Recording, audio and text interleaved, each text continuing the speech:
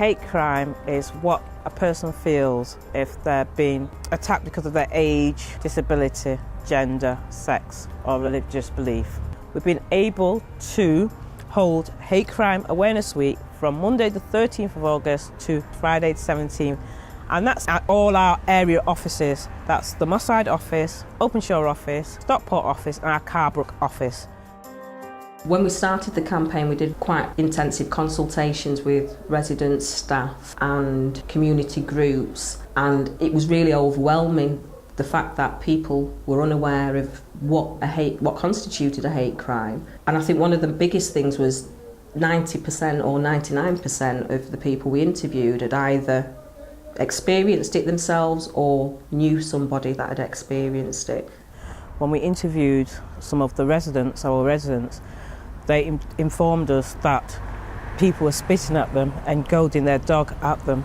These were Somali women who were telling their own personal stories of walking through the park with their kids and they were being spat at.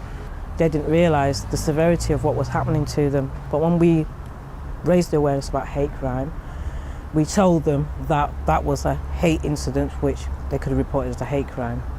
Could be graffiti, somebody's house windows being broken, so vandalism, and it can be a build-up of events, so they may not always connect it and think of it as a hate crime.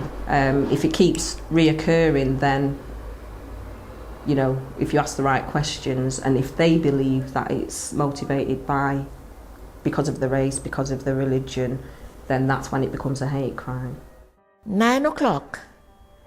I looked through the window and there was a man and a woman, and I said, "Didn't you see that the car is in the drive? Didn't you see it was a driveway? Why did you park across the drive?" And she looked up at me and said, "Why don't you go back to your country and swing on the trees?" That was last year. I was so shocked that I was really livid. I was so angry that I couldn't answer him. I was shocked as well.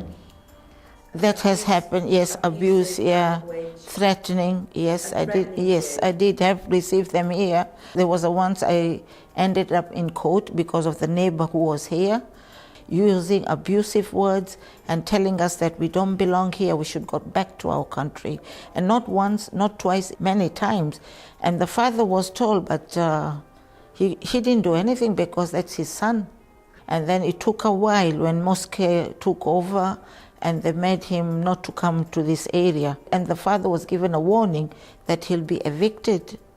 And I think that stopped.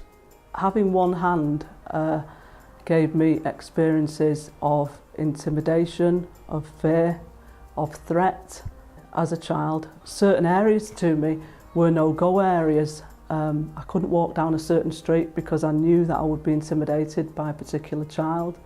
Even in the hot summer weather of the 70s, I would have to go out with a coat on.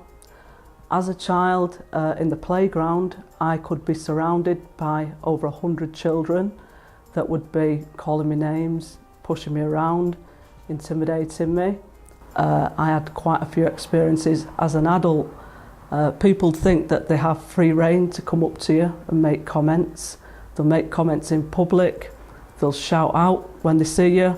That woman's got a plastic arm, so everybody will turn round and look at you, and you're just trying to go about your daily business like everybody else. You want to fit in, you don't want to be different. Had quite a few experiences, but one of them that stands out is when I just got married to a guy who had a wheelchair, and we were on our honeymoon in London. And at the time I had an artificial arm that was quite a manual one, and it was quite obvious. And we were going along the Thames, enjoying the weather, and there were a group of youths that began to shout names at us and shout, "What's it like to have no legs?" to my husband. And at the time, I didn't feel able to tackle them. Felt very threatened. We were on holiday. There was nobody about that we needed, that we knew that we could approach for help. That was one of the worst experiences. The main objective is to raise awareness for everybody so that they know what the protective characteristics are, that we're a third-party reporting centre, that staff have been trained by Greater Manchester Police to take reports of hate crime. Tenants trust us. We've been in the community for over 40 years. Mosscare, you know, they're well known to community groups, tenants, so they will come to us and can come to us to report.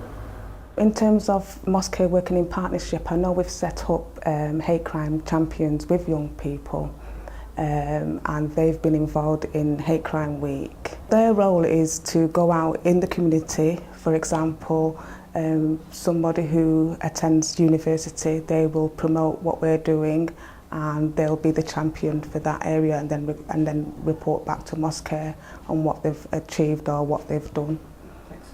We thought it'd be a good idea for us to go out today in the community and speak to people who are passing, because what I've found is that a lot of people are not aware that we're a third-party reporting centre, so it's something we need to address, and I think that's very important.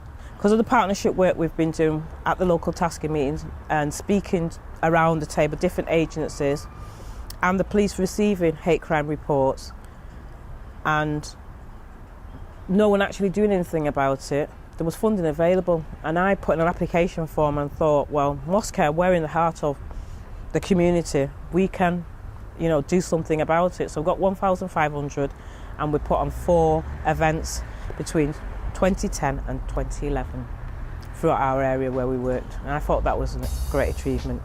So basically, Mosscare is doing the Hate Crime Awareness Week this week. It started on Monday. Right. Have you heard about our Mosscare's previous hate? The most important thing about this CD, people can take it away and they can listen to it at their own pace and in 22 different languages, because the best way to explain something, if English is not your first language, is in your own language. This CD gives you that clear step-by-step guide what hate crime is.